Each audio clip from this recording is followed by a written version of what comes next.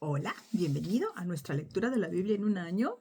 Estamos en el día número 26 y hoy nos corresponde leer el libro de Job. Una vez más regresamos a Job y vamos a leer dos capítulos que son el capítulo 7 y 8 hoy día. Comenzamos entonces en el nombre del Señor Jesús con el capítulo 7, donde vemos a Job argumentando contra Dios, ¿ya? Básicamente aquí Job regresa a hablar, pero ahora ya no le habla a Elifaz, que era el que le había respondido anteriormente, sino ahora directamente se dirige contra Dios y le hace una pregunta aquí, le dice, ¿no es acaso brega la vida del hombre sobre la tierra y sus días como los días del jornalero? Él está como dentro de sí mismo preguntándose, o sea, ¿qué es esto? ¿Qué hago en esta tierra? ¿No? ¿Qué significa mi vida en esta tierra? Y me voy al versículo número 3, donde dice, así he recibido meses de calamidad y noches de trabajo me dieron por cuenta. Entonces, él refleja sobre lo que le ha pasado en estos últimos meses como el jornalero que trabaja y lo único que quiere es un poco de descanso. Como dice el siervo suspira por la sombra, él desea ya que se acabe su sufrimiento, por así decirlo, ¿no? Ha recibido meses de calamidad y de noches de trabajo me dieron por cuenta. Noches de trabajo. Entonces, lo único que él siente que está recibiendo de toda su vida es que no tiene tregua el sufrimiento, la angustia que él está viviendo. Así que se dirige a Dios y para eso nos vamos al versículo 7 donde él dice, acuérdate que mi vida es un soplo y que mis ojos no volverán a ver el bien. Y esto es una grande verdad. Como él ha venido deseando morir, ha venido deseando ya terminar con su vida,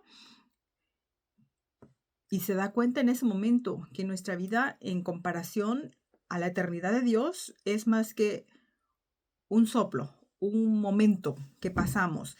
Y él cree que en ese corto tramo de vida lo va a seguir viviendo de ahí hasta que muera sin volver a tener felicidad. Por eso dice, y que mis ojos no volverán a ver el bien. Qué tristeza la que se debe haber encontrado sumido Job en este momento, como para pensar que lo único que le resta es sufrimiento por el resto de sus días. Está empezando a perder la confianza que lo ha caracterizado en Dios.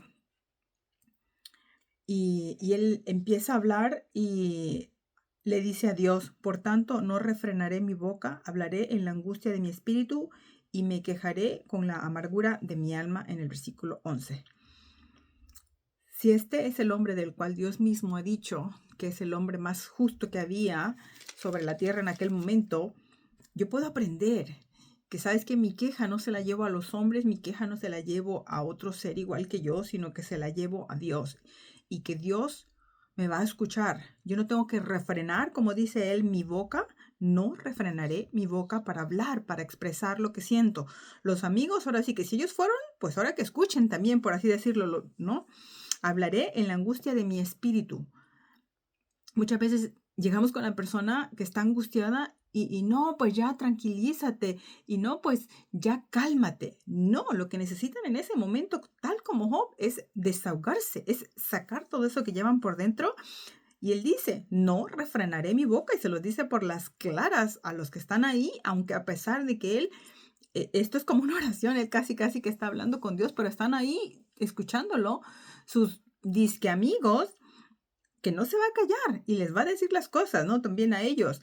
Y me quejaré con la amargura de mi alma. La queja, cuando es entendiendo que también nos estamos como poniendo a conversar con Dios, no tiene por qué callarse. Él no está siendo grosero, él no está faltándole el respeto primeramente a Dios, pero tampoco a sus amigos, como para pensar que está pecando. Y él lo dice. ¿Por qué? Porque es con la amargura de su alma. No es que se queje porque no le esté pasando nada. Se queja y nosotros estamos viendo, a través de la lectura hemos leído que le ha pasado de todo. Y sería inhumano pensar que una persona no va a sufrirlo y no se va a sentir con amargura, con angustia y que no se tiene que quejar. Para mí es una enseñanza porque a veces queremos que la otra persona, a pesar de su sufrimiento, tranquilízate y cálmate y no te expreses así y no digas eso. Y eres un hijo de Dios y tienes que confiar. Mentira, primeramente está la parte humana que Dios nos dio, nos creó. Y si yo lo veo de este varón, repito que Dios dijo que él era el hombre. ¿No has visto otro como mi siervo Job? Que no hay varón recto como él en la tierra. Y aún así, en medio de su angustia y sufrimiento, él está ahí diciendo estas cosas. Y bueno, me salto al versículo 17 que dice, ¿qué es el hombre para que lo engrandezcas y para que pongas sobre él tu corazón y lo visites todas las mañanas y todos los momentos lo pruebes? Él está en este momento reconociendo la pequeñez que tenemos como seres humanos delante de Dios, para que aún ahí, en esa pequeñez nuestra, Dios nos engrandece en algún momento de nuestra vida. No es que lo merezcamos, pero que a veces a Dios así le place hacerlo. Y para que pongas sobre él tu corazón, para que Dios nos ame de tal manera, y lo dice en otra parte de la Escritura, Juan 3:16, porque de tal manera amó Dios al mundo que ha dado a su Hijo unigénito, para que todo aquel que en él cree no se pierda, mas tenga vida eterna. Eso es que Dios está poniendo su corazón sobre nuestras vidas, amándonos de tal manera, y lo visites todas las mañanas y todos los momentos lo pruebes. Aún las pruebas cuando le llegan al Hijo de Dios, es porque Dios está pendiente de ti y te quiere hacer crecer, te quiere hacer más fuerte. Las pruebas solamente logran eso en nuestra vida, darnos crecimiento y darnos mayor fortaleza diaria. Y nos visita cada mañana Dios, cada mañana está ahí cuidando de nosotros y viendo por nosotros. Y todas las cosas le ayudan a bien a aquellos a los cuales que aman a Dios y que han sido llamados conforme a su propósito. Ya lo leímos en Romanos. Y para mí es como confirmación de Romanos en cierta forma. Y voy a ir ya al último versículo, el 21, que dice, ¿y por qué no quitas mi rebelión y perdonas mi iniquidad? Es una pregunta que él está haciendo directamente a Dios, ¿ya? Que, ok, si he pecado, ¿ya? El 20, voy a regresarme un poquito, el 20, si he pecado, ¿qué puedo hacerte a ti, oh guarda de los hombres? O sea, si pequé, ¿cómo repongo la falta? ¿Cómo lo hago con Dios, que es el Todopoderoso, si pequé? Entonces la pregunta es esta, y para eso vino Cristo. ¿Por qué no quitas mi rebelión y perdonas mi iniquidad? No hay nada que humanamente nosotros como seres humanos podamos hacer como para decir, porque yo hice esto, es que Dios a mí me perdonó. O porque yo hice esto, es que Dios quitó mi pecado. No, es por Cristo, por sí mismo, básicamente porque Cristo es Dios, que Él puede quitar nuestras rebeliones y perdonar nuestra iniquidad. Porque ahora dice, dormiré en el polvo y si me buscares de mañana, ya no existiré. O sea, hoy día estamos aquí, tal vez mañana ya no tenemos vida. Pero más sin embargo, mientras hay vida, hay esperanza. Y este hombre todavía tenía vida y pedía a Dios, o sea, le preguntaba, ¿por qué no me quitas mi rebelión? O sea, si pequé, si en algo he pecado, perdóname, básicamente. Eso es lo que yo puedo entender. Y pues bueno, esos serían mis pensamientos del capítulo 7 de Job. Vamos a pasar al capítulo número 8, donde ahora encontramos al siguiente amigo de Job, que es Bildad. Si regresamos un poquitito al capítulo 4 de este mismo libro de Job, vemos cuando Elifaz empieza a hablar, ¿verdad? Y hace como una pequeña introducción en el versículo 2. Si probáremos hablarte, te será molesto, pero ¿quién podrá detener las palabras? Y entra así como que, si me dejas hablar, una cosa así, ¿no?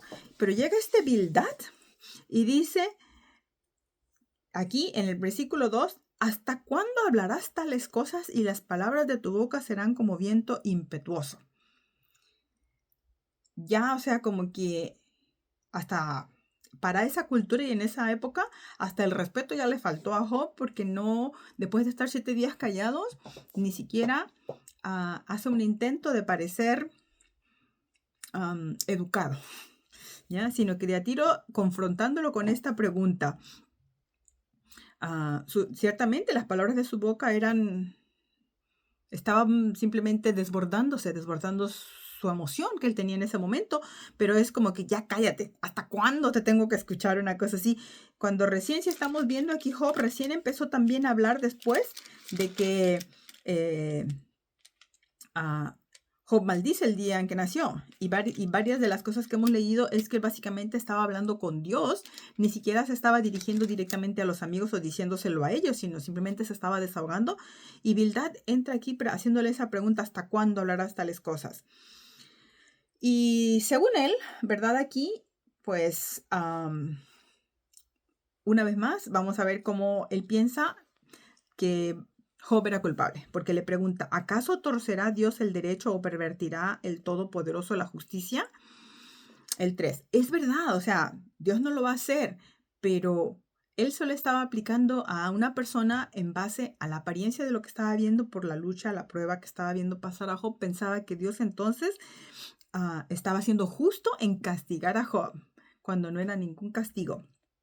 Y tú y yo lo sabemos porque lo estamos leyendo, pero a mí me sirve de advertencia para no caer en ese error de juzgar apresuradamente, ni juzgar según apariencias que yo pueda creer ver.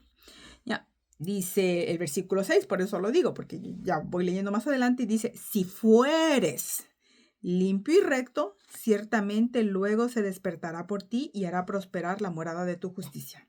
Si fueres, pero como no lo eres, básicamente, ¿no? Le está diciendo: qué importante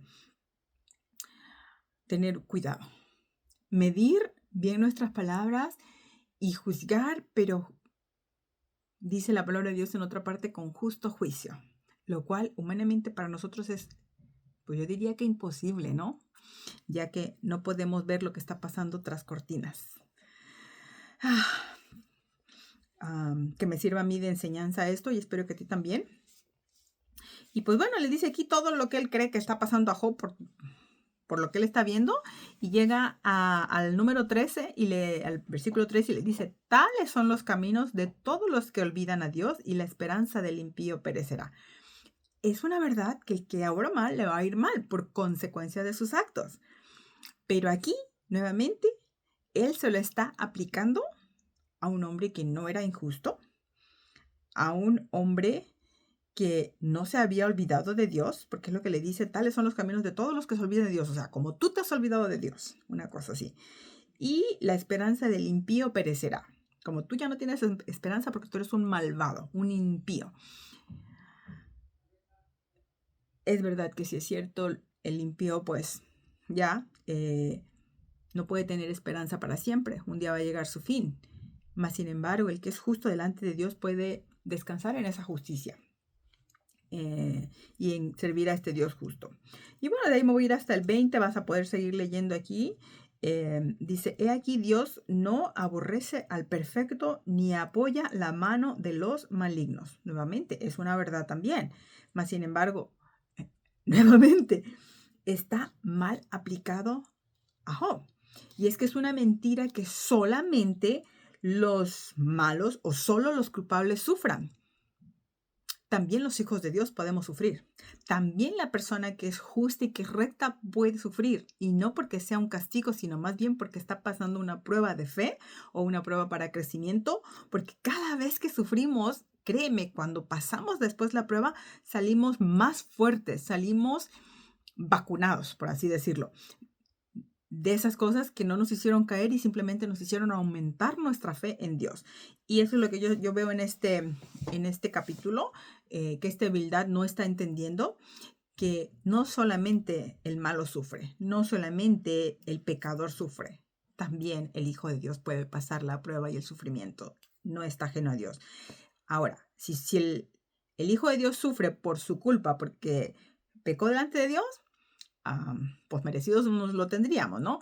Pero si me examino ante la palabra de Dios y me doy cuenta que estoy en lo correcto y que no he pecado contra Dios, entonces puedo decir: gracias, Señor, porque allá en los cielos tú permitiste que aquí en la tierra yo pasara esta prueba, y va a ser, como leímos en el libro de Romanos, para bien, porque todas las cosas le ayudan a bien, aquellos para los cuales conforme a su propósito han sido llamados. Bien. Esto concluye rapidito, son solo dos capítulos que leímos de Job. Que el Espíritu Santo de Dios pueda seguir hablando a tu vida y siga enseñándote también a ti de manera personal. Y pues bueno, hasta la próxima. Dios te bendiga.